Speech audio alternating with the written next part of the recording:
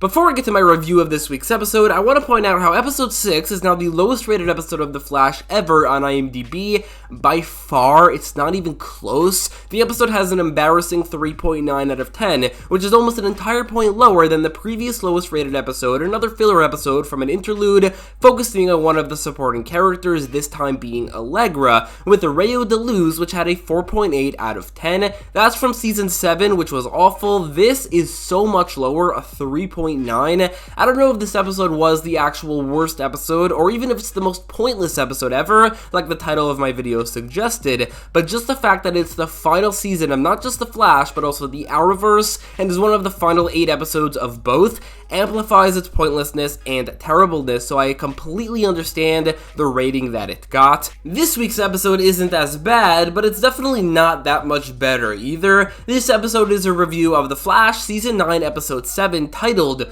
Wildest Dreams. So right off the bat, this episode does get some points knocked off for the simple fact that it's a filler episode that doesn't have a good enough contained storyline to justify the fact that it is a filler episode. The episode doesn't contribute to the plot of any storyline, mostly doesn't contribute to any character development, and while an episode like this one that features a crossover with another show would normally be fine, it isn't here since there's literally just 6 episodes left in this show. In a season with 13 episodes and 2 arcs, it's unfathomable to me that they decided to make 2 of these episodes in a row completely filler, and they're proud of it too. They tell us there's going to be an interlude. It's like they say, alright, we have 5 episodes in a row with plot, that's too much, we need a 2-episode break before we get a 6-episode storyline. Like, we used to have seasons with 23 episode long storylines and they can't handle 6, 7 episodes in a row. It's ridiculous. Not surprising since season 6, it's always been like this, but it's utterly ridiculous anyway.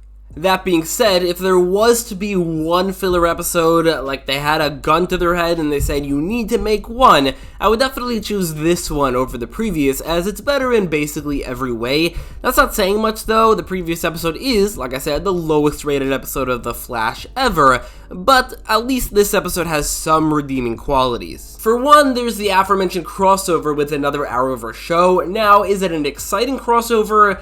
No, not really. Out of all the characters from Supergirl that I would have liked to see, Dreamer is behind the likes of Supergirl, Martian Manhunter, Brainy, any of the Legionnaires, or hell, even the Earth Prime Superman. All of them would have been more exciting and certainly more interesting. Not to team up with Iris, since that does kind of feel like a waste of a superhero team-up crossover, but to team up with The Flash, a hero that we haven't seen in 2 episodes now. But was it necessary though? Again, no. I mean, Dreamer doesn't have a connection to The Flash. This final season of The Flash, being the final season of the Arrowverse as well, gives it the opportunity and kind of the responsibility to end certain storylines from previous Arrowverse shows that didn't get to. Now, they did completely squander that idea with Batwoman because those episodes were terrible, and her role in them was terrible as well, but I think they might have been able to pull it off with Legends of Tomorrow, which ended on a cliffhanger. Apparently, when the season was still going to have 20 episodes, they did have plans for that, but didn't go through with it because the season got cut short, which doesn't make any sense to me. These 2 episodes, instead of being filler and or focusing on a second-rate character from a show which ended on its own terms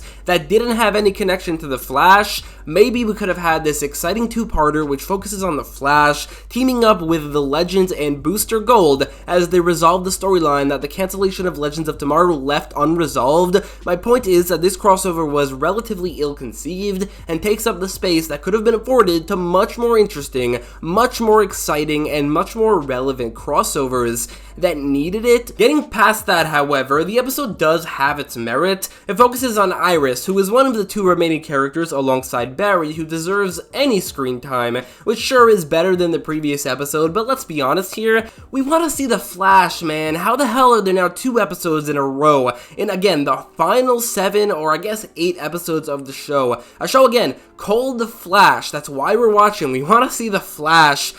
He just doesn't appear. Sure, Barry appears for like a minute in the previous episode and then a sizable role in this one, but he's not the main character of either, and in neither does he appear as the Flash. It's absolutely infuriating.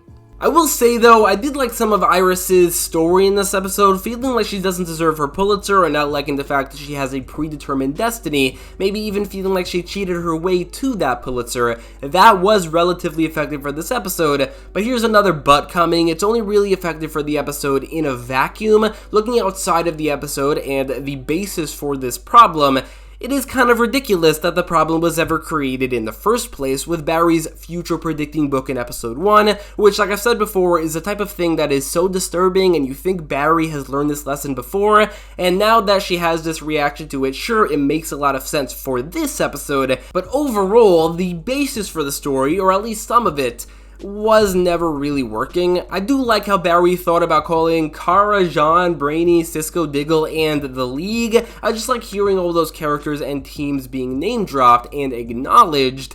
Although I acknowledge that I'm really reaching for some praise here, because that's kind of all the praise I have for this episode.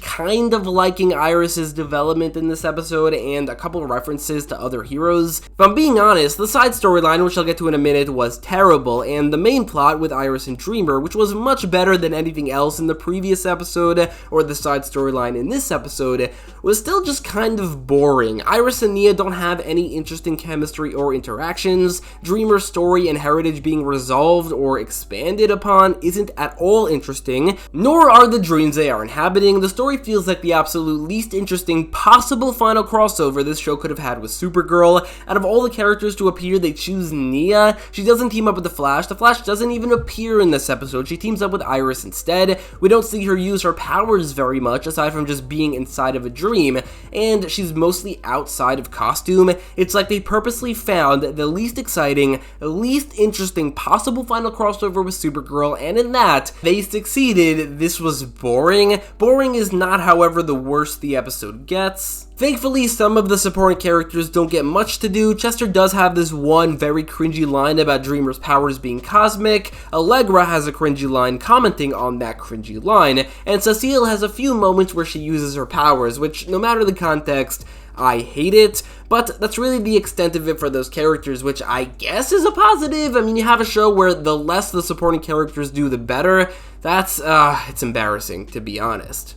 Unfortunately, there are a significant amount of scenes and an entire side storyline dedicated to Keon and Mark, which is where the episode goes lower than being just boring. I think I've made myself perfectly clear enough on my thoughts about these particular characters. Keon's nonsensical existence and Mark's unforgivable yet forgiven past makes for a duo that I truly couldn't give less of a shit about, and I just can't take them seriously. I can't take Mark's heartbreak seriously considering the people he's killed, or Keon saying that Mark's not taking the time to get to know her. What does that mean? She was just born, she doesn't have a past to get to know. So just from the concept of this story, it's only ever going to peak at being bearable with these characters, and that's only if it's well acted and well written enough, which in this episode it just isn't. This part of the episode is chock full of very, very, very difficult to watch, extremely cringy moments. Mark had a wet dream in this episode, and that scene with the awful music in the background made me quiver and cringe from the very beginning of the episode,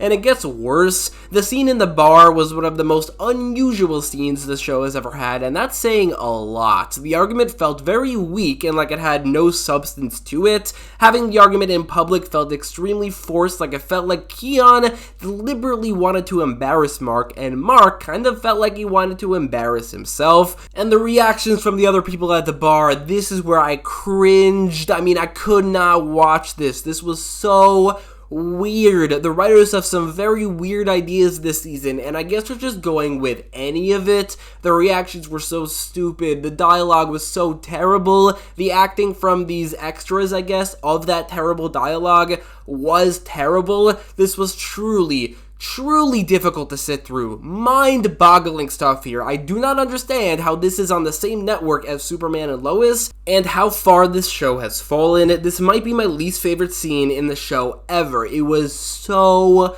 stupid. In conclusion, this episode has its merits above the previous, but it's still a waste of one of the last episodes of the show and universe that utilizes its crossover in the least interesting way possible, has a terrible side story chock full of very difficult to watch scenes, and the second episode in a row to not feature The Flash. The title of the video is more so talking about the IMDb rating of the previous episode, but it's also kind of true for this episode, as I believe this interlude and what it represents is probably the worst the show has ever been, amplified by the fact that it's the worst possible time for filler. I'll give this episode a 2 out of 10, better than the 1 out of 10 I gave to the previous episode, but this interlude has an average of 1.5 out of 10, absolutely abysmal. Thanks for watching, goodbye.